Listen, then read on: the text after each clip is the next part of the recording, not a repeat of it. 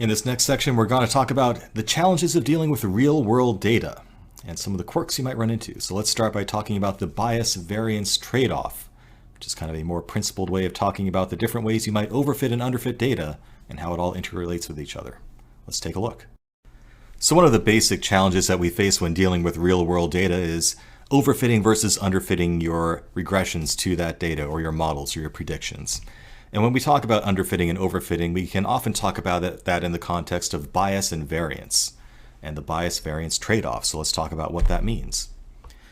So conceptually, bias and variance are pretty simple. Bias is just how far off you are from the correct values. So how good are your predictions overall in predicting the right overall value? If you take the mean of all your predictions, are they more or less at the right spot? Or are your errors all consistently skewed in one direction or another? If so, then your predictions are biased in a certain direction. Variance is just a measure of how spread out, how scattered your predictions are. So if your predictions are all over the place, then that's high variance. But if they're very tightly focused on what the correct values are, or even an incorrect value in the case of high bias, then your variance is small.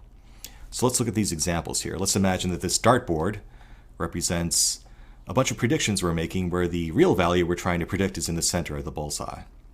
So starting in the upper left-hand corner, you can see that our points are all scattered about the center. So overall, the mean error comes out to be, pretty close to reality. Our bias is actually very low because our predictions are all around the same correct point.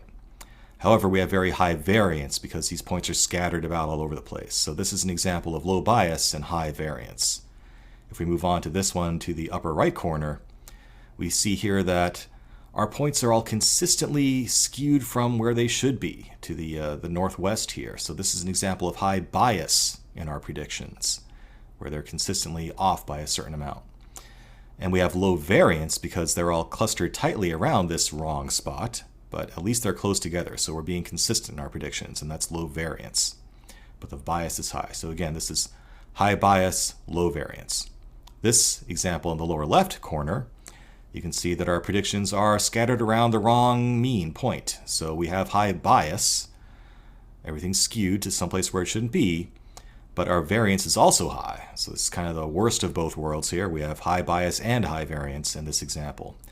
And finally, in a wonderful, perfect world, you would have an example like the lower right image here, where we have low bias, where everything's centered around where it should be, and low variance, where things are all clustered pretty tightly around where they should be. So in a perfect world, that's what you end up with.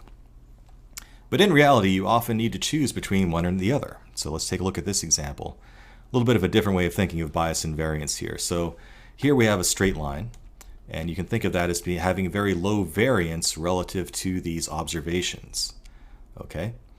So there's not a lot of variance in this line, low variance, but the bias, the error from each individual point is actually high. Okay? Now contrast that to this overfitted data here, where we've kind of gone out of our way to fit these observations. This line has high variance, but low bias because each individual point is pretty close to where it should be. So this is an example of where we traded off variance for bias.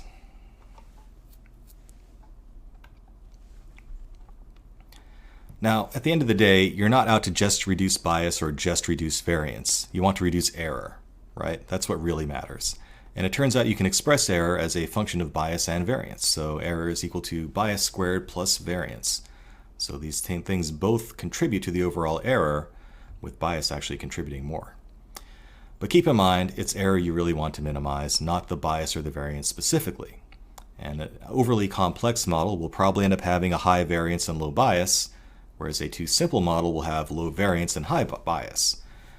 But they could both end up having similar error terms at the end of the day. So you just have to find the right happy medium of these two things when you're trying to fit your data. And we'll talk about some more principled ways of actually avoiding overfitting in our forthcoming lectures. But it's just the concept of bias and variance that I want to get across, because people do talk about it. You're going to be expected to know what it means. If we tie that back to some earlier concepts in this course, for example, in k nearest neighbors, if we increase the value of k, we start to spread out our neighborhood that we're averaging across to a larger area.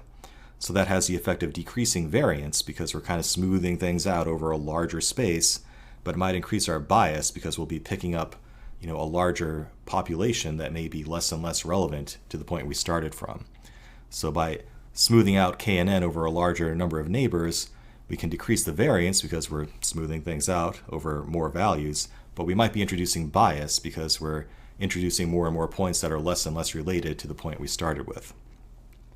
Decision tree is another example. So we know that a single decision tree is prone to overfitting, so that might imply that it has a high variance. But random forests seek to trade off some of that variance for bias reduction. And it does that by having multiple trees that are randomly variant and averages all of their solutions together. So kind of like when we average things out by increasing k and n, we can average out the results of a decision tree by using more than one decision tree using random forests. Similar idea. So that's the basic idea of bias variance and the bias variance trade-off. I hope it makes a little bit of sense. Let's move on.